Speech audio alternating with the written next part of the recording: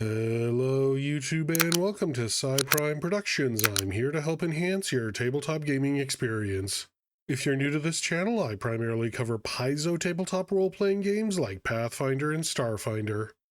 And of course I have a Patreon and Discord, more info at the end of the video. Well, on February 17th, 2026, Paizo released a new playtest for two new classes. This is called the Risk and Reward playtest, and it will run through April 10th, 2026, so almost 2 months. And for those wondering, the classes should be released in full in 2027, probably around that year's Gen Con. If you don't know, Paizo, makers of Pathfinder 2e, will usually release playtest versions of their new classes they plan on making in order to get feedback from the public about how to make those classes work. They tend to release 2 new classes a year. Last year was Guardian and Commander, this year will be Necromancer and Runesmith, and it looks like next year will be these two, Daredevil and Slayer. Oh, and just to let you know, the iconics of these classes were not revealed. Normally in these playtests, we get a little blurb about the person who will represent the class and a cool sketch drawing of that person. We didn't get that in this playtest. We did get a few pictures, but these were art pieces from previous projects. Among the pictures were this manic gnome and this guy who I think is half elf, half orc. I thought that was a fun little detail. Anyway, moving on, I have not playtested these classes. This is just kind of my gut check reaction to these classes, using my knowledge of other Pathfinder 2e stuff to kind of gauge what's going on. I hope to get a few friends together to playtest this, so maybe I'll do a follow-up video if I can, who knows. Lastly, I will not be able to cover every feat, class feature, and tactic, or we'd be here all day, so this will just be a summary to get you hyped. Go read the playtest if you're interested, link in the description below. Alright, let's get into it. First up, we have the Daredevil. The class fantasy of the Daredevil seems to be split between two ideas. The first is a super agile, lithe, acrobatic warrior, something like the Prince of Persia video games. The other is, it's basically just Jackie Chan, the class. This is a martial class, though with only 8 HP per level. They start off expert in reflex and fortitude saves and are proficient in light armor and simple and martial weapons. Interestingly, for a class that's supposed to be high dexterity, their key ability score is dexterity or strength. Daredevils have 2 primary gimmicks, and all of their big class features focus around these 2 gimmicks. The first is the easiest. Daredevils like props. A prop is defined as anything big and solid. A wall, a big immovable statue, a boulder, or even another creature that is larger than them. If they start their turn adjacent to a prop, they gain a plus 10-foot circumstance bonus to move speed, as they can jump up and then push off of the prop. Also, if they smash their opponent into a prop, like shoving someone into a wall, opponents take scaling d6 damage plus strength modifier. So even if your Daredevil is caught without any magic weapons, they can still beat face by athletics checking people into other larger people. Now, to get this damage to happen, the Daredevil will need Adrenaline, which is their other big class gimmick, and it's a bit more complicated. Adrenaline is a binary resource Daredevils get. They either have it or they don't. They cannot stockpile points of Adrenaline. And it only lasts until the start of the Daredevil's next turn, so they need to be constantly generating it. They are effectively Adrenaline junkies. So, how do you generate Adrenaline? Well, the GM can award Adrenaline anytime your character does something suitably risky, though it usually involves either a skill check or taking damage. So like sliding down the side of a steep building where your character could fall to their death might generate Adrenaline subject to GM approval. Also, any activity that has the risky trait gives you Adrenaline as soon as you start that activity. For example, the Daredevil exclusive Daring Stunt activity has the risky trait. So if you use Daring Stunt, the sequence of events is you declare that you're going to do Daring Stunt, you get Adrenaline, then you actually do the Daring Stunt activity. By the way, Daring Stunt seems to be the Daredevil bread and butter ability, as it lets you move, though you have to move at least 10 feet and end adjacent to an enemy. Then you can do one of these combat maneuvers, and the whole thing is only 1 action, so that's pretty nice. Effectively 2 actions for actually only 1 action is always good. Now, on its own, Adrenaline doesn't actually do much. It does reduce your multiple attack penalty down from -5 or -10 to -4, -8, or -3, -6 with Agile. By the way, ever since the remaster, most combat maneuvers you will try are agile because most unarmed attacks are agile, and this is important because Daredevils do a lot of combat maneuvers, so keep that in mind. The other thing adrenaline does is that some feats and abilities rely on it. For example, like I said earlier, that thing where you deal damage if you pound someone's face into a wall, that requires adrenaline. Now, the Daredevil gets a few class abilities. They gain the Die Hard feat and a few extra HP from certain uses of the medical skill, and at higher levels they gain things like a rogue's ability to deny advantage, and they slightly increase their AC versus things like reactive strike. Eventually they get the ability to, at the start of the day, trade out old Daredevil feats for new ones so they don't have to retrain if they find a feat isn't working out for them. But other than that, there's not much else to the Daredevil. There's no subclass or anything. From there on, it's just class feats. Want to trip an opponent really hard? That's a feat. Want to snag someone with their own clothes? That's a feat. I will say the Daredevil has a lot of press class feats. If you remember, the press trait means that you cannot do it unless you have a multiple attack penalty, so it'll usually be the second or third action of a round. So most turns with a Daredevil will probably start off with a daring stunt to generate adrenaline and a multiple attack penalty, then move on to a press action, which will only have a -3 instead of a -4 or 5. I want to mention a few other feats that I saw. Weapon Twist Stunt is a slightly better disarm action that uses acrobatics instead of athletics. Caroming Charge lets you automatically do damage by running through people, and Vigorous Adrenaline lets you reduce conditions on you by ending your adrenaline early. Also, I want to point out Breakaway Attack, which lets you beat people up with random objects you find by the side of the road for a decent chunk of damage. That's just a fun feat, and again lets you do damage even if you don't have a good magic weapon on you. Final thoughts? Well, I'm sorry to say, I think this class needs a lot of work. Like, I like the class fantasy and I think that it has potential, but I just think it needs work. For example, most of the class feats aren't good enough to justify their downsides. Vicious Swing is just plain old better than Pressing Pummel because it has the press trait and requires adrenaline. And while it's nice the bonus damage is set at D10, it's less than, say, a fighter using Vicious Swing with a greatsword. On the other hand, a few feats are way too strong.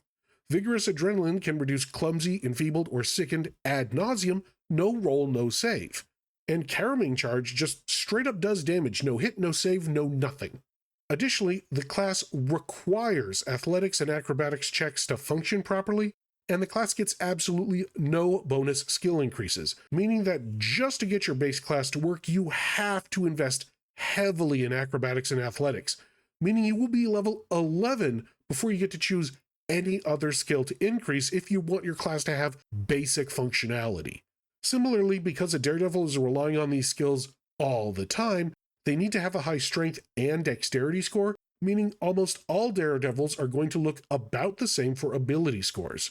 And if there's only one way to build a class to get it to do basic functionality, that's not good. Also, the Daredevil simultaneously wants to be both a big and small creature. Because a larger creature counts as a prop, you want larger creatures around you to throw enemies into and to jump off of. But at the same time, in general, you can only do most combat maneuvers to people one size category larger than you, or two if you have Titan Wrestler. So you want to be as big as possible to show those ancient dragons around. Other problems. The class makes ample use of unarmed strikes, but has no native ability to get monk-like unarmed strike damage. The class never gets to legendary proficiency in anything except a few skills. The class tends to have an abysmal will save, which, considering they're supposed to be like immune to fear because they're daredevils, strikes me as odd. Oh, and finally, because they have to move around so much for many of their feats and class abilities, they will get absolutely wrecked if they encounter an enemy with reactive strike, or heaven forbid, a group of enemies with reactive strike. And I get they're supposed to be high-risk daredevils, but there's a difference between being risky and being suicidal.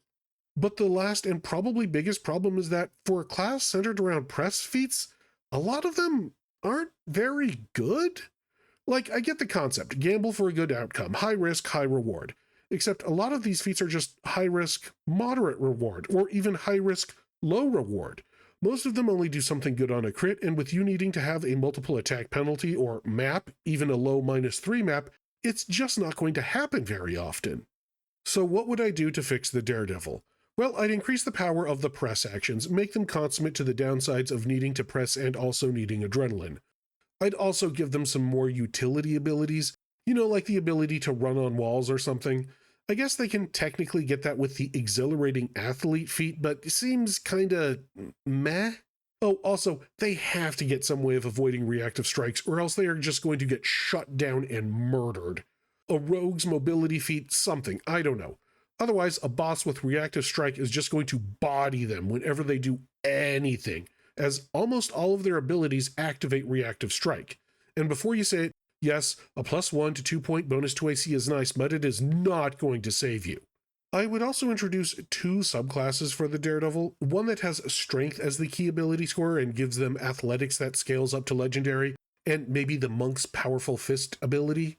The other subclass would have dexterity as the key ability score, give them automatically scaling acrobatics skill, and would do something like maybe give their one-handed finesse weapons deadly d6 or something, I don't know. Oh, and this is a personal thing, but I kinda don't like the name Daredevil. It just doesn't seem like a name of a class to me personally. Maybe go with Skirmisher or Striker. Maybe Trasseur, which is the name of a professional parkour athlete. Maybe the name Sohei, I don't know. All right, moving on to Slayer. The class fantasy of the Slayer is, it's straight up Monster Hunter. That's the video game where you run around the wilderness killing massive beasts that you have no right killing, and then use the parts from those monsters to make your weapons better so you can kill even more powerful monsters. Slayers are a martial class with 10 HP per level and strength or dexterity as their key ability score. They start off expert in perception, fortitude, and will saves and are trained in simple and martial weapons, as well as light and medium armor. Like the Daredevil, the Slayer has two big things going for them, but before we get to them, they get an ability called Monster Lore, which is a class feature that acts as a lore skill. It lets them identify the weaknesses and resistances of non-human enemies and automatically gets better as they level up. But their first major ability is On the Hunt. This says that if they see a creature, including allies I think, drop to 0 HP, they can spend their reaction to become quickened, but they can only use that extra reaction to step, stride, or use actions with the Reckless trait. By the way, Reckless is just a trait that some Slayer feats have, just look for the tag. Now, this quickened only lasts one round, but it's still really nice. You can also gain On the Hunt if someone critically hits your quarry, and that's the other big thing that Slayers have. So the quarry thing is a really complicated set of abilities that revolve around marking a creature called your quarry, and then hunting that creature down and collecting a trophy from it. You get +2 to survival checks to track your quarry, and +2 to use monster lore on your quarry. Importantly, you can quarry a humanoid, you just can't use monster lore on them. Anyway, unlike a ranger, marking a quarry takes 10 minutes, though this can be done by listening to rumors or studying tracks, so you don't have to creepily peep in on a monster for 10 minutes. It also follows all the standard rules. You can only have one at a time. A later feat changes this. And if you study a quarry, you unstudy the old one. Also, your quarry has to be your level or higher, so you can't just hunt down a bunch of chipmunks or something. Now, if you, or really anyone in your party, kills your quarry, you can claim a trophy off of it, like a horn or a piece of their armor. You have a trophy case on you that can hold up to 5 trophies, and if you add a new trophy to a full case, you have to ditch an old trophy. I guess your trophy case is magic and only has 5 slots. As a Slayer, you also have special items that can be reinforced with your trophies. You start with one called your specialized tool, but can get more with feats, and those are called secondary tools. So at the start of the day, you decide which trophies go to which items. And depending on how you've divvied things up, you can get special abilities. By the way, you start with one trophy, but you will have to earn others through gameplay. So I will explain how this works, but before I do, I need to describe the Slayer subclasses, because that ties into all of this. So the Slayer has 4 subclasses, which is based around their specialized tool. Kind of like an exemplar, your specialized tool is an actual physical object, but if that object is lost, destroyed, or if you just want to trade up, you can trade your specialized tool in for a different specialized tool of the same type at the start of a day. For example, if your specialized tool is a weapon called a blood-seeking blade, you can swap your old weapon out for a new one at the start of the day. The specialized tool types are a weapon, a set of armor, a set of religious symbols and paraphernalia called a panoply, and an alchemist's toolkit called chemist's vials. Each specialized tool gives you a bonus, like the blood-seeking blade reduces the resistances of your quarry, but can be reinforced with trophies to gain even bigger bonuses. Reinforcements happen during daily preparations and last a day. Also, if you get a new trophy, you can immediately reinforce one of your tools with that trophy. So back to reinforcing items with trophies. Each trophy references the monster stat block that it came from, and when you reference an item with a trophy, you reference the associated monster stat block to see what it can do. For example, let's say you have a Frost Drake scale. You can slap that on your Blood-Seeking Blade at the start of the day, and then once per round, your Blood-Seeking Blade does a d6 cold damage, which scales up at higher levels because the Frost Drake had a cold attack.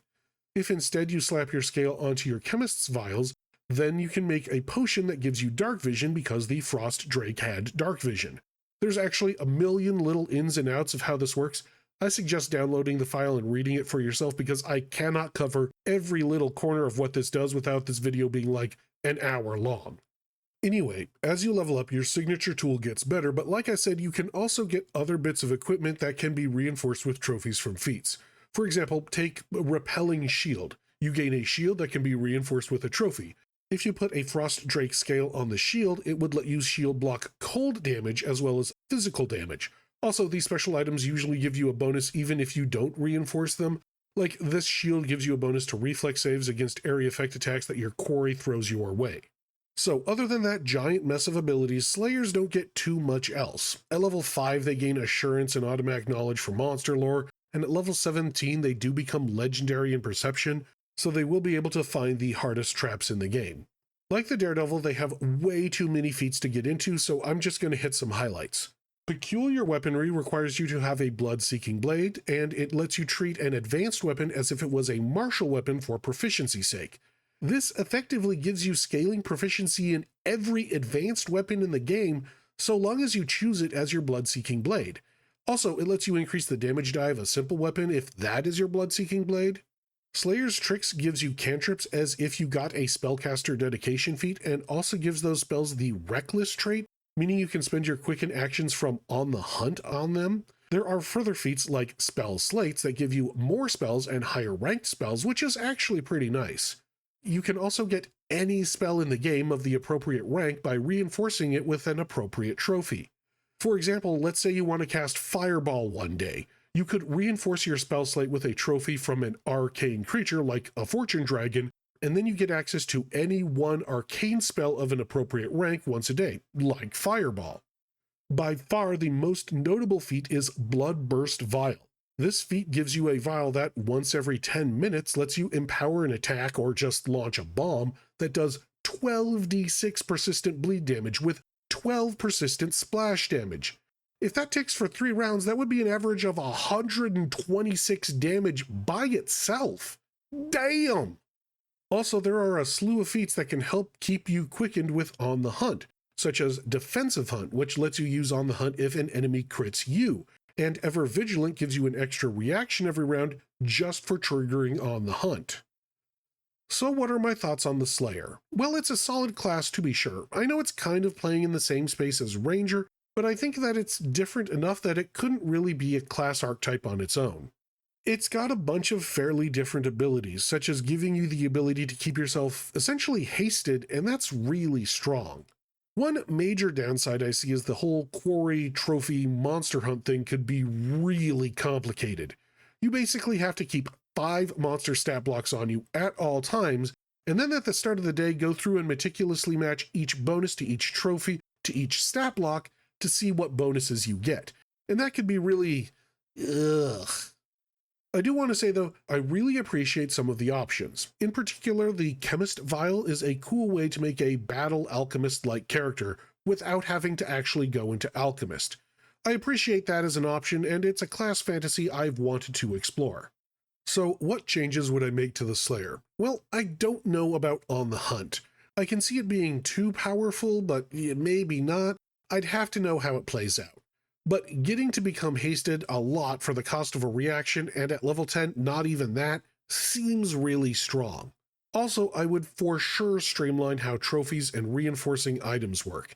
I had to read it 2 or 3 times and I still probably messed it up, and asking a player to keep track of and reinforce 5 monster stat blocks, especially if there was a unique monster or some GM homebrew thing, that could get really awkward.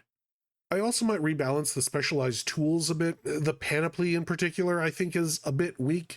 It gives you essentially free magic daggers, but they level slowly compared to your primary weapons. Lastly, I think I would give the Slayer the ability to take a trophy even if the monster wasn't their quarry, like maybe once a day, heck, maybe once a week. I've played in plenty of games like Abomination Vaults where a player just isn't given much warning about the enemies they are going to be fighting, so getting 10 minutes to set up a quarry in games like that can be really tough.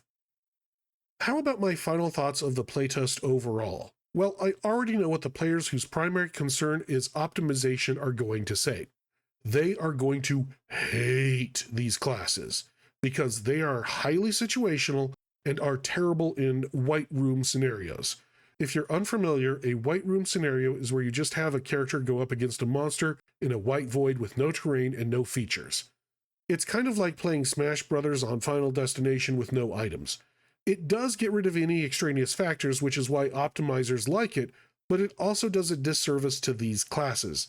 There's no props for a Daredevil to use, there's no objects to pick up and use breakaway attack, and those white room calculations usually don't involve the Slayer taking 10 minutes of prep time to study their quarry. So both of these classes are going to be highly dependent on the type of campaign you want to run. If your campaign involves a lot of random encounters or fights that you don't get prep time for, your Slayer's not going to get any trophies. And if you fight a bunch of the same kinds of enemies, your Slayer's trophy case will not be varied.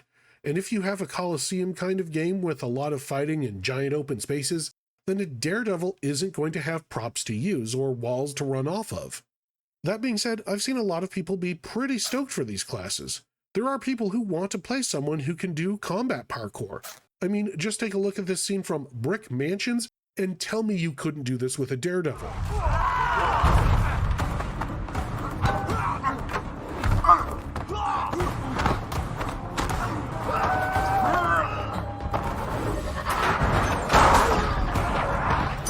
And there are others who want to play monster hunters, running around, hunting down various beasts and using their bones and horn and skin to make powerful weapons. Sounds like you can make a great character in a Dark Sun-styled game this way. I know I personally think it would be fun to do an alchemist party with like an alchemist, an alchemical investigator, and a chemist slayer. I think that would be pretty fun. Ultimately, if it's not for you, it's not for you, and I totally understand that. I'm not super jazzed about the classes myself. But there are people who are excited, and I just ask that you don't attack people that do like them. I suspect these classes will be quite divisive, so please just be respectful. Remember, there's another person on the other end of that computer screen. But that's about it for today. Hey, as a reminder, I have a Patreon. I'm going to try and post something fun there once a month, but honestly, it's just a way to keep this channel financially viable. For the cost of a cup of coffee a month, you can help me keep the lights on. Let me know what you think. And make sure to like, comment, and subscribe. That tells not only me, but also YouTube that you like this kind of content and would like to see more. And until next time, thank you, good luck, and happy gaming!